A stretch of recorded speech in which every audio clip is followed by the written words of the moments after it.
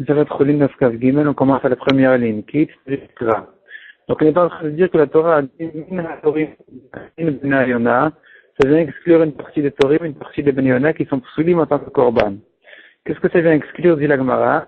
Qui Isterir Kra, pourquoi on a besoin du Pasuk? Les Meouté pour exclure Nirva Venevad. Nirva, c'est un oiseau dans lequel on a fait une avéra de relation physique. Venevad, c'est celui qui a été servi en tant que Avodah Zara. Ça, le Kadata Chamina, j'aurais pu croire. Au il ou ktiv, puisque la Torah a dit à propos des défauts des korbanot, qui moshratam baem, ils ont été abîmés, mumbam, leur défaut est en eux. Vetana de Rabbi Ishmael. Et une braïta de Rabbi Ishmael nous dit, kol makom shenemar ashrata, chaque fois qu'il est écrit dans la Torah ashrata, le mot ashrata, de quoi il s'agit? Et nous, la dvar erva avodat kochavim. C'est soit un problème de harayot, soit un problème d'avodat zara. Dvar erva dirtiv, je sais qu'il s'appelle un problème d'avera physique. Nirtiv ki ishrit kol basar et darko al haaret. Donc on voit de ce passage que la ishrit kol basar, toute chair a abîmé et darko son chemin à haaret sur la terre. Donc de là j'apprends qu'il s'agit de avera physique. Avodat kochavim nirtiv, avodat zara aussi rentre dans la notion de hashrata, comme il dit pen tashritun, de peur que vous Tashritoun, donc on trouve le mot ashrata qui veut dire s'abîmer. Vasitam lachem pesel, et vous ferez pour vous une idole. Donc on voit que la avodah zara s'appelle ashrata. Donc on apprend de ce pasuk la halakha suivante. Du fait que la Torah elle vient interdire les défauts, elle emploie le terme de ashrata. J'apprends de là, j'aurais pu croire qu'on pourrait apprendre de là. Kol shamum posel bo, tout korban dont le défaut est pas soul, dvar erva avodat kochavim poslin bo. Alors le nirva venevad, donc celui qui a été asservi en tant qu'avodat zara ou dans le cas où on a fait une avera physique, qui sont psulim. Vechol shenamum posel bo, et tout korban dont le défaut n'est pas posel, tout korban qui est caché même s'il a un défaut. J'aurais pu croire que en dvar erva avodat kochavim poslin bo. Donc il serait caché même si on lui a fait une avera ou bien de l'avodah zara. Et les oiseaux, puisque le défaut n'est pas possible dans les oiseaux. Donc, les oiseaux qui ont un défaut sont ksherim, d'amarmar, comme dit la Braïta, tamut vezichut bebema. La halakha de prendre un korban mâle et pas femelle, c'est zichut, tamut, sans défaut, bebema, n'a été dit qu'en ce qui concerne les animaux. Mais on n'a pas de halakha qui dirait que tamut, qui doit venir sans défaut, vezichut ou bien mal, dans les oiseaux. Donc j'aurais pu croire que puisque un oiseau qui a un défaut, il est kasher, de même, s'il a un problème d'avodat zara ou de harayot. Ema dvar erva, j'aurais pu croire que donc, dvar erva avodat kochavim, nami lolif soldo, qu'il serait kasher même s'il était nirva venevad, kamash malan. C'est pour ça qu'on a besoin de ce pasuk pour nous dire que non, il n'est pas soul. Donc le nirva dans lequel on a fait une avera physique ou le nevad, qui a été asservi en tant qu'avodah zara, il est quand même pas soul, c'est pour ça que la Torah a besoin de les exclure. Mais Rabbi Zera pose une question. Celui qui dit, Hare alai, je prends sur moi de faire, Olat bema, d'amener, donc un korban ola, bema bet, mina aïl, d'un bélier, ou mina keves, ou d'un mouton, ce que je veux décider. Levi Pilgas, ensuite il a amené un mouton qui est à son 13e mois, donc il n'est plus mouton parce qu'il a passé 12 mois, il n'est pas encore bélier parce qu'il n'a pas encore passé son 13e mois. Tout le 13e mois il s'appelle Pilgas. Pilgas, c'est un âge entre l'un et l'autre. Maou, quel est le din? Est-ce que il est kasher? Est-ce que je dis que tout le psoul du pilgas, quand la Torah dit d'amener un haïl, un bélier, tu ne peux pas amener un pilgas, parce qu'il n'est pas encore un bélier. Quand la Torah dit d'amener un keves, un mouton, n'amène pas de pilgas au 13e mois, parce qu'il n'est plus mouton. Est-ce que ce n'est que dans le doute que je ne l'amène pas? Or ici où je n'ai pas de doute, parce que j'ai dit que de toute façon je ferai ce que je veux, soit un bélier, soit un mouton, donc il est quitte de son vœu, ou bien non, ou bien non, c'est une création en soi, c'est une étape en soi, qui est ni mouton, ni bélier, et donc donc je n'ai pas de doute, et il ne pas quitte de son vœu. Et Gemara s'explique. Ali Bad Rabbi Yochanan, selon Rabbi Yochanan le Tibaïlach, ne se pose pas de question. D'Amar Biriare, parce que Rabbi Yochanan n'a pas de doute, il considère que le Pilgas, donc ce mouton-là dans son 13e mois, est une création en soi, c'est une étape en soi. Bezman, comme le dit la Mishnah, Hikrivo, il a quand même sacrifié le Pilgas en question, qui est donc le mouton à son 13e mois, ne vit à l'avniske aïl, il amène des nesachim de vin et de farine comme d'un bélier, qui sont plus que d'un mouton. Ve'en olel amizivrom, il n'est pas quitte de son korban. Ve'am Rabbi Yochanan, et dit Rabbi Yochanan sur cette Mishnah-là, ola aïl, d'où je sais qu'il doit faire des nesachim d'un bélier, pas d'un mouton, parce que la Torah l'inclut. La Torah dit ola aïl, ou bien, s'il fait un bélier, s'il sacrifie un bélier, il doit amener tel et tel nesachim, qui sont les nesachim du bélier. Donc le mot O vient inclure, les rabbins de Tapilgas, il vient inclure ce Pilgas-là. Donc du fait que la Torah l'a inclus d'un mot spécial, d'une rachat spéciale, je comprends que c'est pas un safek, c'est pas un doute. La Torah n'a pas besoin d'inclure les doutes. Les doutes, c'est nous qui les avons, pas la Torah. Si la Torah l'inclut, c'est parce que il est ni mouton ni bélier. La Torah vient dire, sache que lui aussi, c'est nesachim à lui, qui est donc le vin et la farine qui doivent accompagner ce korban, sont ceux du bélier et pas du mouton.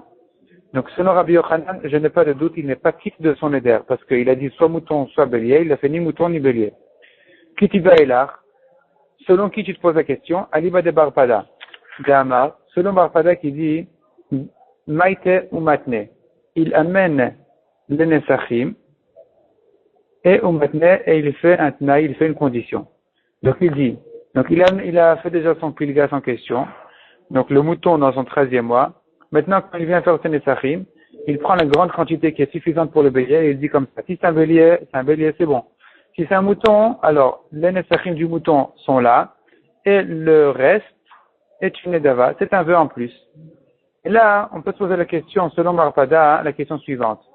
Miamrinan, est-ce qu'on dit, Aïl vekeves matne, que dans son tnaï, il ne mentionne que les possibilités que soit c'est un bélier, soit c'est un mouton, mais pas plus que ça. Et biria lo matne, il n'ajoute pas encore une troisième option de dire, et au cas où il n'est ni mouton ni bélier, alors tous les nesachim sont une offrande spéciale, en soi, sans rapport avec le korban. Au Dilma, ou peut-être, mais bria nami matne, peut-être qu'il ajoute ça aussi dans son tnaï. D'Amar, il dit comme ça. Ibiria hava, si c'est une création en soi, ce pilgas en question, les nedava, tous les nesachim sont une offrande. Et ils ne sont pas là pour accompagner ce korban-là. Donc, on est en train de rentrer dans un affaire. Un pilgas, il amène les nesachim d'un bélier, il fait un tnaï, il dit soit c'est un bélier, et donc les nesachim sont bien, soit c'est un mouton, et donc il y a des restes. Est-ce qu'il faut ajouter sur ce tnaï-là et dire soit c'est ni l'un ni l'autre, et tous les nesachim sont une offrande, ou bien il ne faut pas ajouter cette étape-là parce qu'on n'a pas de doute comme ça, on n'a pas de sevara comme ça, c'est soit mouton, soit bélier, c'est pas autre chose. Donc si je dis que dans son tnaï ne rentre que les options de mouton et bélier, là il est quitte de son korban. Parce que si je sais que c'est soit mouton, soit bélier et pas autre chose, donc lui qui a dit j'ai fait soit mouton, soit bélier, c'est bien ce qu'il a fait. Mais si je dis que peut-être que c'est ni mouton ni bélier, là il est peut-être pas quitte de son neder, de son vœu. Donc selon Barpada on est en safek, Tekou ça reste en safek. Vaï Rabbi Zera. Encore une question pour Rabbi Zera. Omer Aralai Lachmet Toda. Celui qui fait un vœu d'amener des pains de Toda. Parce que le korban Toda, qui est une bête, il est accompagné de 40 pains. 30 pains, 3 espèces de matzah, 10 pains dans chaque espèce, et une 4e sorte qui sont 10 pains de chametz. Et lui, dans son vœu, il a dit comme ça, je prends sur moi de ça des pains de soda, mine chametz ou mine matzah, soit 10 pains de chametz, soit 10 pains de matzah, ce que je vais choisir. Et il a amené siour. Siour, c'est pas seor, c'est pas le vin. Siour, c'est autre chose. Siour, c'est le début du chimoutz. Quand ça commence à devenir chametz, il y a une étape qui s'appelle siour. Donc là, il faut se poser la question, est-ce qu'il est quitte de son vœu quand il a amené 10 pains de siour? Maou. Et la Gemara maintenant, elle veut expliquer bien de quel cas exactement il s'agit. Dans quel cas on se pose exactement le safek, la question. Siour Deman, de quelle étape de Siour il s'agit? Nous avons une machloka entre Rabbi Meir et Rabbi Yehuda, qu'est-ce qui s'appelle Siour? Et la Gemara dit comme ça, I Siour de Rabbi Meir, le Rabbi Yehuda, si il s'agit de Siour selon Rabbi Meir, ce que Rabbi Meir appelle Siour, selon Rabbi Yehuda, on se posera la question, est-ce que il est quitte de son korban, oui ou non? Demande la Gemara, matzah mais aliyataï, c'est une matzah, une bonne matzah? Il n'y a pas de question, ce sont 10 pains de matzah. Donc de quoi il s'agit ici? Qu'est-ce que la machloket? Là, il faut voir Rashi. Rashi explique exactement ce que c'est que cette machloket. Alors, on regarde Rashi, dit pour amatri le Siour. Siour, Rashi dit, chez Atam Miklal Matzah, il est sorti de ce qui s'appelle Matzah, Veliklal Chametz le bas, mais il n'est pas encore entré dans la catégorie de Chametz. Rabbi Meir et Rabbi Yehuda pligués sont à machloket Bel ou Ovrin, dans le Perek El Ovrin en Psachim. Mais Rabbi Meir avait Siour. Qu'est-ce qui s'appelle Siour selon Rabbi Meir? Barsafat Panim. Dès que la pâte commence à blanchir. La Filouen Shamsedek, même s'il n'y a pas de fente dans la pâte, ça s'appelle déjà Siour. Des Imnisdak, tandis que s'il y a déjà des fentes, à Filu Kikarne Chagavim, même comme des cornes de sauterelle, des très petites fentes, Mikre Sidouk, ça s'appelle déjà Sidouk, des fentes, le Chayav Karet, et c'est un Chamet Gamour, il est Chayav Karet. Maintenant, quel est le din selon Rabbi Meir dans Siour? Le Siour Barsafat Panim, quand ça a blanchi, Amrin en Beresh El Ovrin, on a dit dans la Gemara au début du Perek El Ovrin, dans Psachim, de Rabbi Meir Chayav Malkout. Selon Rabbi Meir, il est Chayav Malkout, donc c'est aussi du Chametz. Il est peut-être pas Chayav Karet, mais c'est quand même du Chametz, donc il est Chayav Malkout, on doit le frapper. De Rabbi Yehuda, il discute sur ces deux choses-là sur Rabbi Meir. Dans ces deux choses-là, Rabbi Yehuda et Cholek n'est pas d'accord avec Rabbi Meir. Rabbi Yehuda, il a tout l'autre dans ce cas-là. Là, il n'est pas d'accord avec Rabbi Meir. Anav, Siour, c'est même pas Siour, c'est rien du tout, c'est de la matzah intacte. Qu'est-ce qui s'appelle Siour selon Rabbi Yehuda? Kekarne Chagavim ou de Mikre Siour. C'est quand il y a des petites fentes. Des petites fentes comme des cornes de sauterelle, c'est là où je dis que ça s'appelle Siour. Donc déjà dans la définition, il n'est pas d'accord. Ce qui s'appelle Siour selon Rabbi Meir, c'est dès que ça blanchit. Selon Rabbi Yehuda, quand la pâte blanchit, c'est rien du tout, il n'y a aucun problème. C'est que quand on a des petites fentes que je l'appelle Siour. Deuxièmement, c'est le din du Siour. Là, à nouveau, on a une machloket dans la halakha. Vod kula achriti, deuxième kula que pense Rabbi Yehuda. De Béad et Karil et Rabbi Yehuda Siour, que ce que Rabbi Yehuda lui-même appelle Siour, la Michaïv et la Malkout. Il dit qu'il n'est pas Chayav Malkout là-dessus. Et donc la Gemara demande comme ça. Siour des man, Siour de Rabbi Meir, si notre safek il est dans le Siour de Rabbi Meir, explique Rashi. Dire Sifou Panav, que la pâte a blanchi, et ici c'est de ça qu'on est en train de parler. Donc cet homme-là, on répète, cet homme-là a fait un vœu de faire 10 pains de Toda, d'amener 10 pains de Toda. Soit Hamet, soit Matzah. Et il a amené des pains qui ont blanchi, de pâte qui a blanchi, de Sifou Panav qui a blanchi. Et le safek se rapporterait selon Rabbi Yehuda, le safek serait selon Rabbi Yehuda, dit Rashi Klomar, Vekami Bayalan et notre safek, notre doute est Alibat Rabbi Yehuda, selon Rabbi Yehuda, il n'affique d'aï Siour Ilo, est-ce qu'il est quitte en amenant ce Siour-là, oui ou non? Demande la Gemara, explique Rashi, Havadaï le Rabbi Yehuda, selon Rabbi Yehuda, il n'y a pas de safek, il n'y a pas de doute, Matzah me Aliaou, c'est une matzah intacte, c'est une très bonne matzah, Venafik Mishu Matzah, donc il est quitte de son éder, en tant que 10 pains de matin. Ici, Siour de Rabbi Yehuda, on continue dans Rashi. Et si notre safek, dans le cas de Siour selon la définition de Rabbi Yehuda, dit Rashi des karnech hagavim, donc des petites fentes, toutes petites fentes, ou mibaï la chaliba de Rabbi Meir, et le safek il est selon Rabbi Meir, havadaï le Rabbi Meir, selon Rabbi Meir, il n'y a pas de safek, il y a taï de nidro. Évidemment qu'il est quitte de son éder, venafik mishum chametz, il est quitte en tant que pain de chametz. Et troisième possibilité d'expliquer le safek, dit la Gemara, Veille de Rabbi Meir, si tu veux me dire que le safek il est selon Rabbi Meir, le Siour selon la définition de Rabbi Meir, dire Sifou Panav, donc il a blanchi, la pâte a blanchi, Vekamibaya la Khaliba de Rabbi Meir, le safek se pose selon Rabbi Meir, demande la Gemara, il n'y a pas de safek non plus. Midela qui allait, puisque il est Chayav Malkout, il est Chayav sur à Pessah, quelqu'un qui mange ça, il est chayav. D'amrinan hatam aochlo bemem, aochlo be'arbaim. Il se ramasse 40 coups pour ce qu'il a fait, pour s'il a mangé de ce pain-là. Donc, chametsu, c'est du chametz. Malgré qu'il n'est pas chayav karet là-dessus. Mishum delav chametz araoui achilaou, car ce n'est pas un chametz mangeable. Miou chametz nukshe mikre, ça s'appelle quand même un chametz nukshe, un chametz qui est immangeable. Mideka chayav ala malkout, mais c'est quand même du chametz, puisqu'il est chayav dessus malkout. Et donc, ou les neder, en ce qui concerne notre shela, notre question, en ce qui concerne le neder, le vœu de cette personne-là, yataï de nidro, il est qui de son neder? Sharevi chametz, car il a amené des pains de chametz. Et là, on continue dans Rashi, et là de Rabbi Yehuda. Le safek ne se comprend que selon Rabbi Yehuda, selon la définition de Rabbi Yehuda, le siour, selon la définition de Rabbi Yehuda qui est karne chagavim, donc de toutes petites fentes. Et on se pose la question, aliba de Rabbi Yehuda de Amar, selon Rabbi Yehuda qui dit, be siour d'idei saref, il faut le brûler, mais il n'est pas chayav, celui qui va manger n'est pas chayav à Pessah, cependant il faut le brûler. Alma yesh botad chametz, donc on voit qu'il a quand même un côté, un aspect de chametz. Mais Keamar ochlo patour. Et pourtant, Rabbi Yehuda pense que celui qui le mange, il est patour. Alma la vadaï chametz. Donc c'est pas vadaï chametz. C'est un safek si c'est chametz ou pas. Ve'aviatra safek. Donc je ne peux pas donner des coups, je ne peux pas frapper celui qui va le manger parce que l'avertissement n'est venu que dans le doute. Et là, se pose notre question, est-ce que s'il amène cette chose-là, il est quitte de son vœu ou pas? Maï.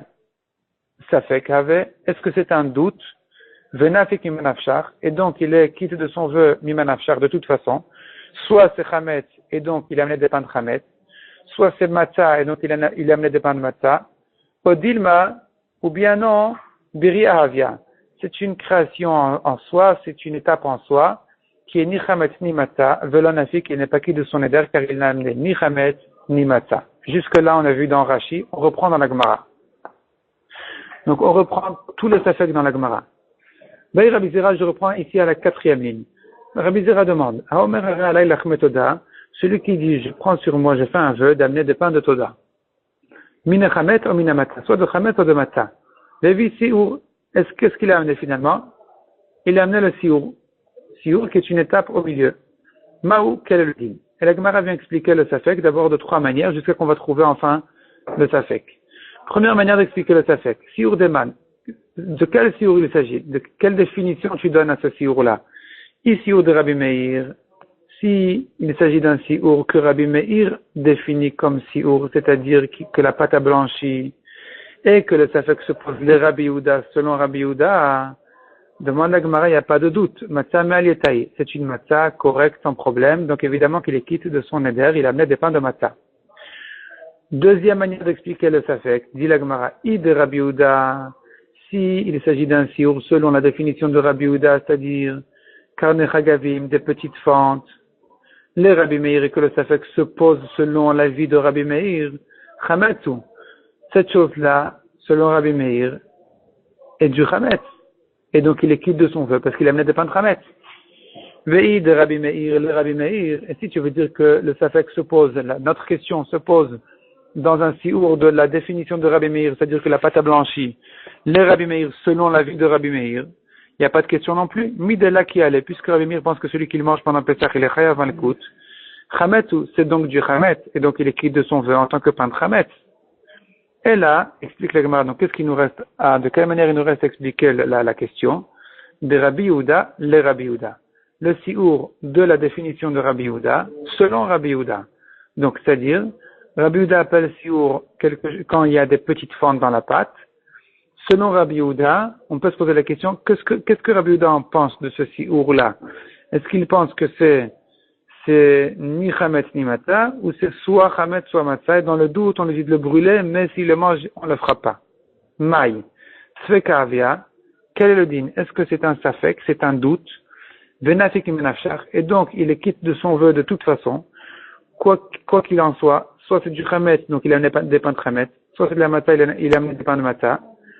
Odilma, ou bien non, Rabbi Yehuda pense de ce siour-là, biriyahu, c'est une sorte en soi, c'est une étape en soi qui est ni chametz ni matzah, velon afik, et donc il n'est pas quitte de son vœu, parce que lui il a dit d'amener soit des pains de chametz, soit des pains de matzah. Or, ce qu'il a amené, le siour en question, n'est ni chametz ni matzah. Demande la Gemara. Ve'amar Ravuna, comment tu poses cette question-là? Pourtant Ravuna a dit, celui qui dit, je vais faire une offrande de pain de Toda, mais vi Toda velachma, il doit amener et le korban Toda et son pain. Donc quand il dit, je fais des pains de Toda, autrement dit, c'est tout le lot entier, la Toda et ses pains. Et puisque cet homme-là, en disant qu'il va amener des pains de Toda, ça le rend chayav automatiquement d'amener un korban Toda, velachma et son pain. Ha lo yada ha igavra. Pourtant, ne sait pas cet homme-là ne sait pas. Ichametsu, est-ce que les pains, ces 10 pains en question là de Siour, s'appellent chametz deleti matzah, et que donc il ne lui manque plus que des pains de matzah. Imatzaou, ou bien ces pains-là qu'il a amenés en question, sont des pains de matzah, deleti chametz, et que donc il ne lui reste qu'à compléter les pains de chametz. Donc, comment dire qu'il est quitte peut-être de son vœu? Quoi qu'il en soit, il n'est pas quitte de son vœu. Même si ce n'est qu'un safek, et pas une biria bifnatzma, même si c'est pas une création en soi, mais c'est un safek si c'est chametz ou matzah, tu peux pas dire qu'il est quitte de toute façon, soit en tant que chametz, soit en tant que matzah. Parce qu'il doit savoir quoi compléter sur ce korban-là. Il doit amener un korban toda, plus 40 pains. Ces 10 pains-là de siour ne lui servent à rien. Même si tu dis, je sais peut-être que c'est du chametz, peut-être que c'est de la matzah, tant que tu sais pas, tu es obligé de compléter les 40 pains. Donc, ça ne lui sert à rien. Comment dire qu'il est peut-être quitte de son vœu? Répond la Gemara Lotricha. De Amar alai eser chalot, selon la version de Rashi.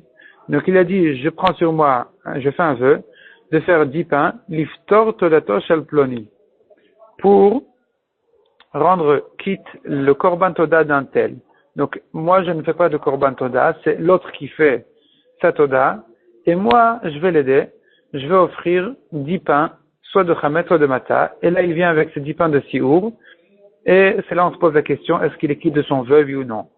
Demande la Gemara, sauf, haloyada, haïgavra, ichametsu, delete matzah, imatzah, ou delete chametz, c'est-à-dire, sauf, après tout, comment dire qu'il est quitte de son vœu?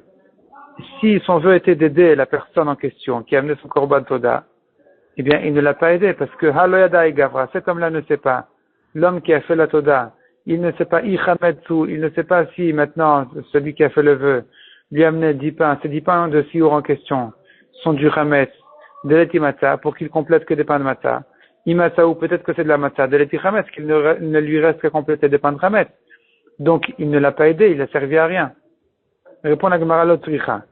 De quoi notre question, dans quel cas notre question se pose? De l'homme Liftor. Il n'a pas dit, je vais être poter, je vais rendre quitte le korban toda d'un tel de ses pains.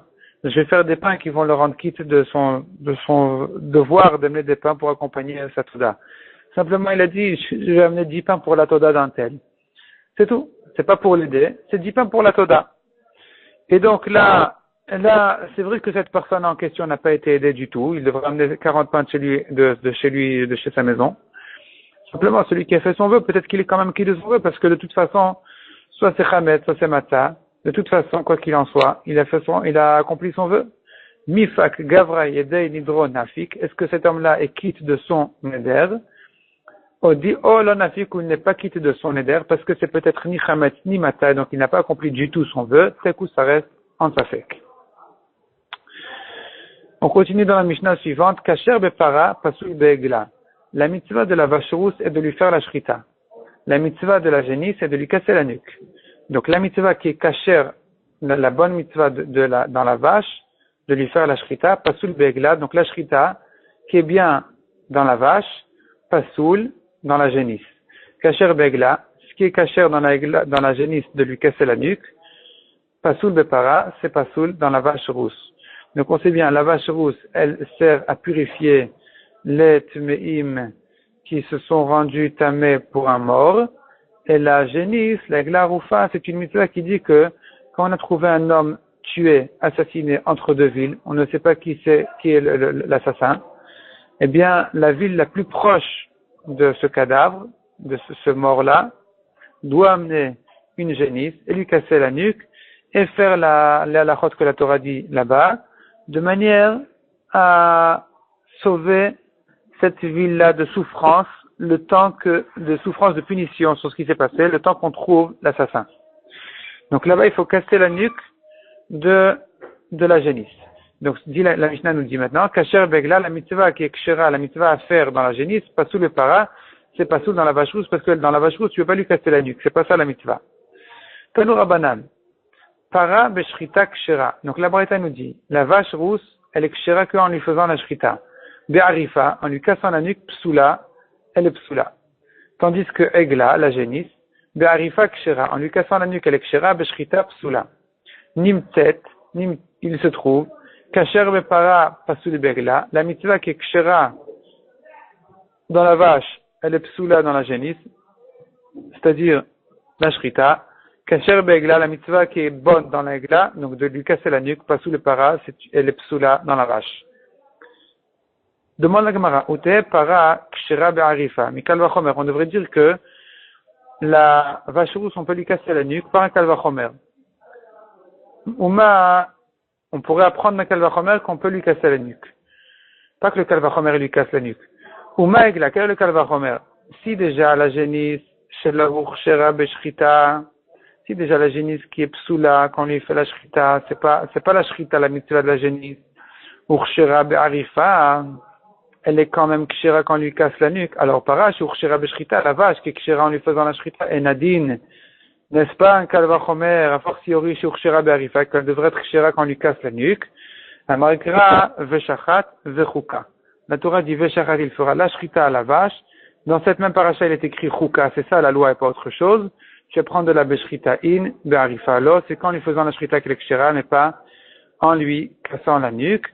Et ensuite, la Gemara, elle va vérifier, la règle qui dit que quand on dit Chuka, c'est comme ça et pas autrement. La Gemara, elle va chercher dans d'autres psukim où on verrait peut-être le contraire. On laisse ça pour le daf suivant, Bezrat Hashem.